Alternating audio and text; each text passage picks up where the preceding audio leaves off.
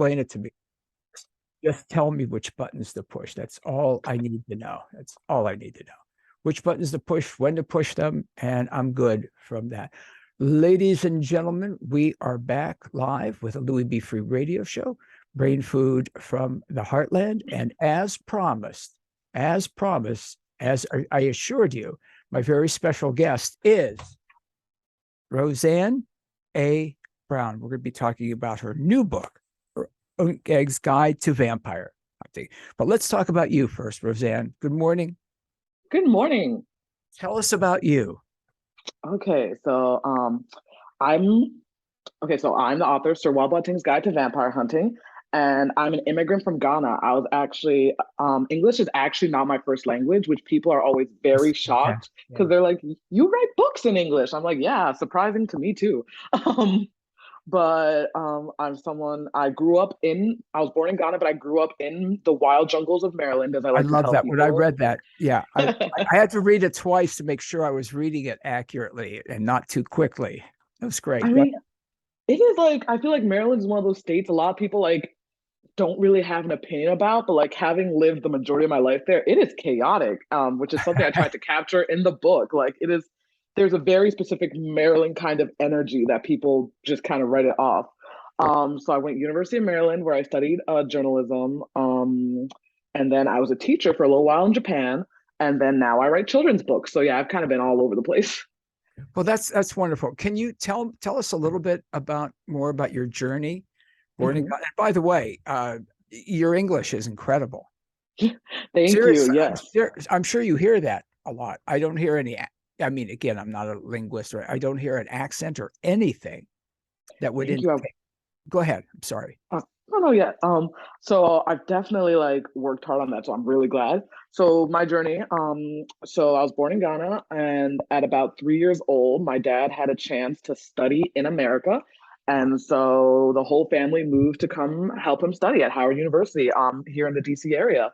And when we got here, I could not say anything in English at all. It was so bad. Like my teachers called my parents in and they're like, we might have to hold her back. Like she cannot keep up. Like we talked to her and I don't know why being held back in like first grade, that's really embarrassing. No one wants that to happen.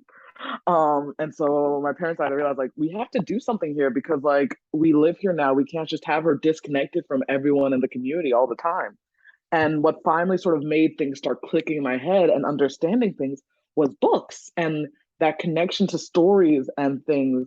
Like before, they're trying to teach me nothing was working. And then I started reading and I was like, oh my goodness, this is incredible.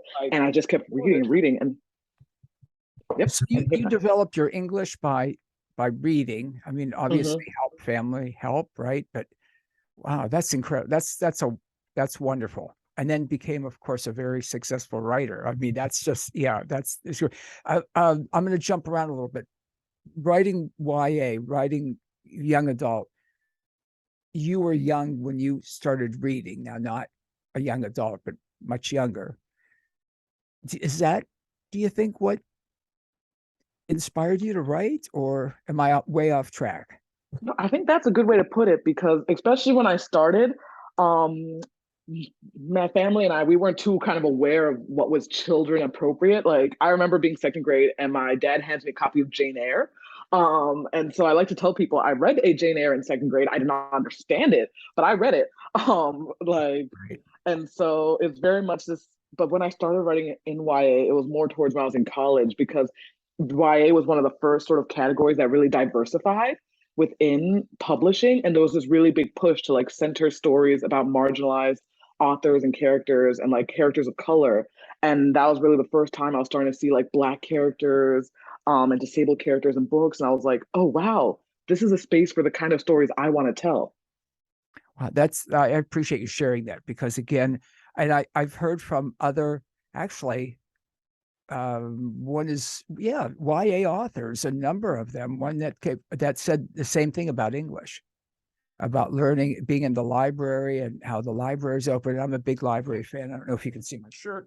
I love my library. I have a collection of different colors and different ones. That's my big fashion decision in the morning, which jeans, which library shirt.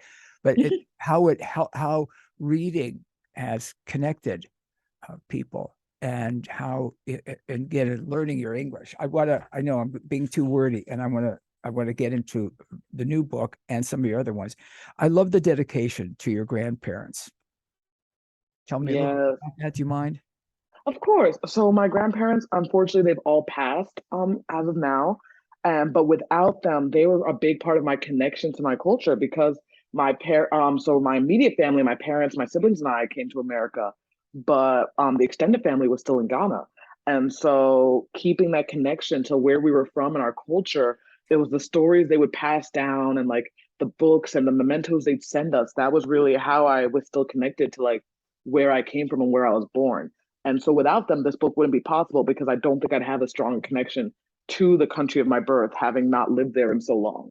Oh, that's beautiful. I want to ask you, your books are bestsellers, so they're very, very successful.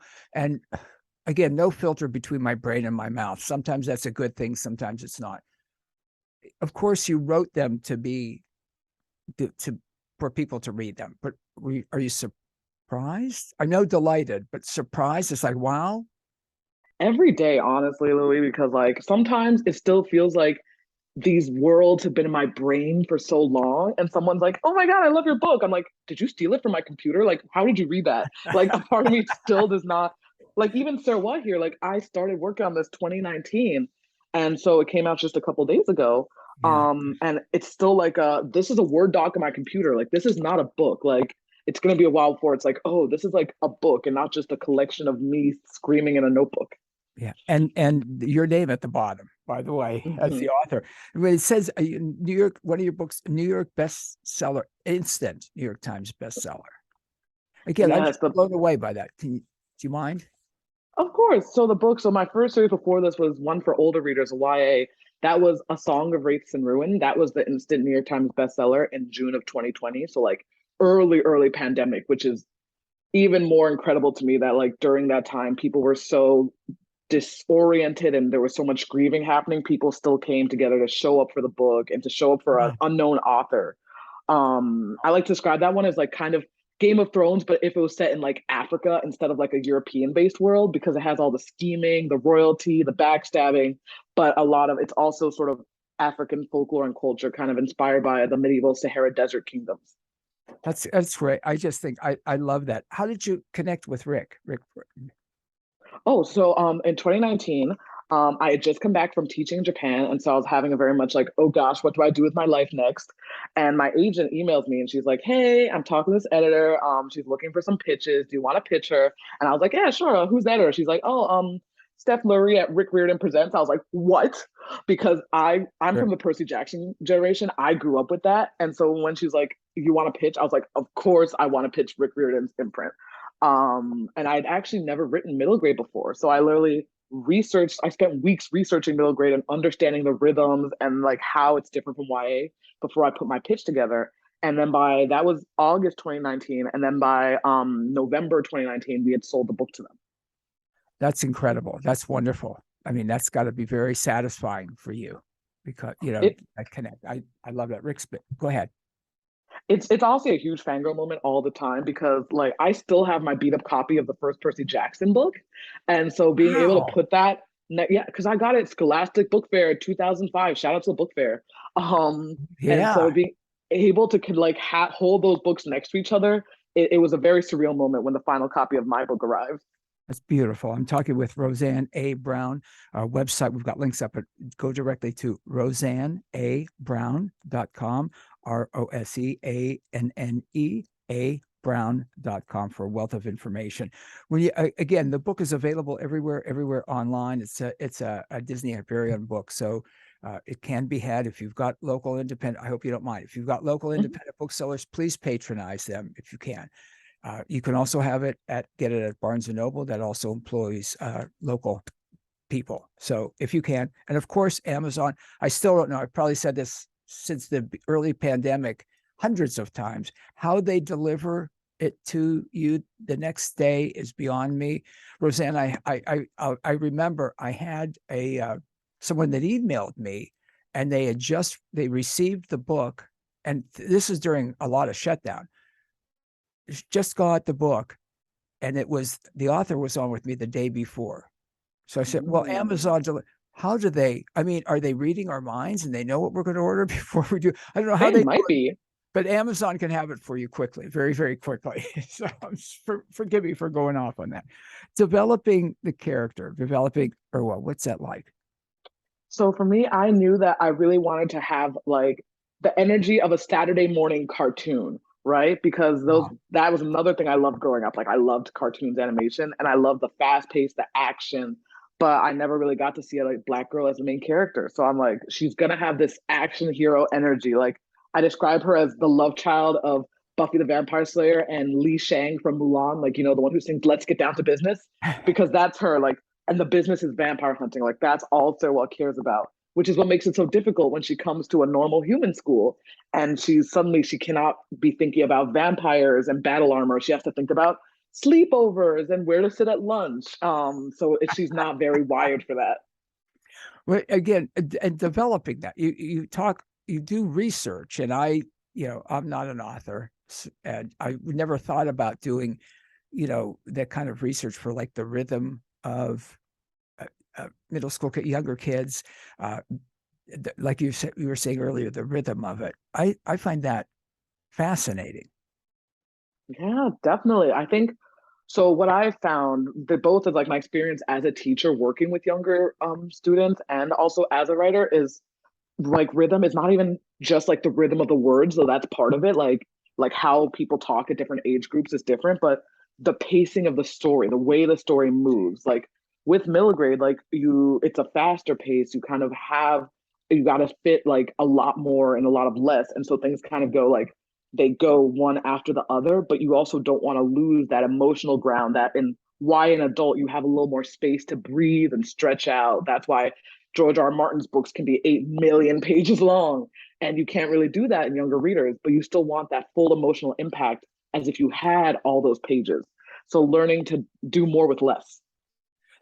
I also loved it. I've got to get back a note I have about the dedication, and to every person carving a space for themselves where the world refuses to make one. This one's for us. That's Yes, I'm sorry.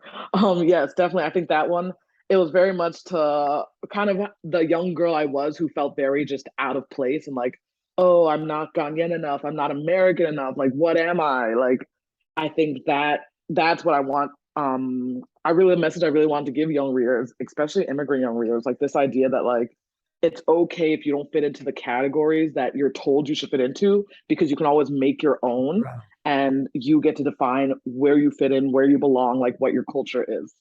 And it's difficult, I'm sure, for anybody at any age. Yet I think especially difficult for a young person because, kids want to fit in, or they're at a new school or whatever, and who they're going to hang out with, or who's going to accept them into their group, or not. Especially difficult, Mm-hmm. as you well know personally. Mm-hmm. Middle school was rough. I'm not gonna lie. I think middle school was way harder than high school. And for you, again, that's the challenges of fitting in. Yet look Mm-hmm. what you've done. I mean, think of the inspiration, literally internationally. Roseanne A. Brown. I do want to say hi to Ada, and Rebecca Banks says it sounds wonderful and is wonderful. And the other thing I want to say is I'm a voracious reader. I'm an obsessive reader these days. And it is what it is. And I've said this a lot, but I sometimes, and this freaks my wife out, I pace when I read. I'm just too hyped up to sit. And it's not like I live in a mansion where I go way down a hall and 5 minutes later I'm coming back. It's not like there's a long way to pace. Yet a lot of people aren't, and even adults that I know. And I think young adult books are great for people that may not be avid readers yet or don't know where to start. How do you feel about that? I agree 100% because I think YA gets a bad rap sometimes because Yes. people are all like, "Oh, it's all vampires falling in love and blah blah blah blah blah," and I'm like, that was like one book that came out in 2006. Like I like Twilight, but it's changed so much since then, and there's so much depth and like emotion and so much great work coming out of YA. So I always tell them if your idea of YA is still like Hunger Games or Twilight or Divergent, like which are all great books, but they're all sort of an older generation try picking up a book that maybe was published last 5 years in YA and see how you feel now, because I promise you it is not the same as it once was. Pick up your new book. Oh yes, Right? yes, you can pick up mine. Serious to start.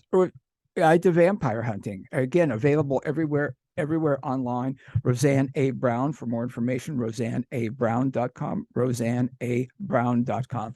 And I know you've got a split in a minute, but again, I think that and I've heard from people that have heard YA authors on the show and were curious. And some that have a young person that they can buy the book for and read with them. Some just said, so I ordered it because I didn't want to go into a bookstore and ask for it for myself, and it doesn't matter. If it gets people into reading, again, back to reading and how it worked for you. It works for all of us, all those new worlds that we can explore, be it fiction or nonfiction, by reading and by, again, forgive me for repeating myself, starting with a YA book, I think is brilliant. Or maybe somebody just doesn't want to get into some other deep thing or whatever. Start with this and they'll be getting more. And your books are available. All your books are available everywhere and everywhere online, right? Roseanne, I know you've got a split. I've had a blast with you. Forgive my chaos. I have so many places I could go. You are delightful.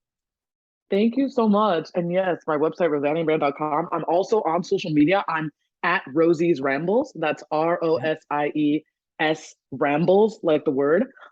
Twitter, Instagram, any place you could think of, I'm there. So I always have book updates and whatever new anime I'm watching.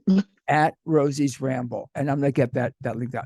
I'm so bad. I'm so old. It's social media. I still can't figure out a lot on Instagram and stuff like that. You're better off. It will suck your time really badly.